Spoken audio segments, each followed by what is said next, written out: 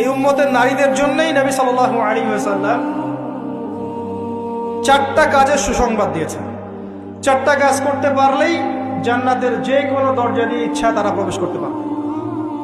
বাসায় গিয়ে এই হাদিসটা শুনিয়ে দিয়ে জীবনের প্রত্যেকটা মুহূর্ত উপভোগ করো। যদি তাকদিরে মৃত্যু লেখা থাকে তাহলে মশার কামড়ে মারা যেতে পারো, আর যদি তাকদিরে মৃত্যু লেখা না থাকে তাহলে সমুদ্রের মাঝখানেও মুসা আলাইহিস সালামের মতো আল্লাহ তোমাকে রাস্তা দেখাবে। তারা যদি লজ্জাস্থানের হেফাজত করতে পারে, মানে পর্দা করতে পারে। এখানে আমি খাস পর্দা বোঝাচ্ছি, ডিজিটাল পর্দা বোঝাচ্ছি না, খাস পর্দা বোঝাচ্ছি।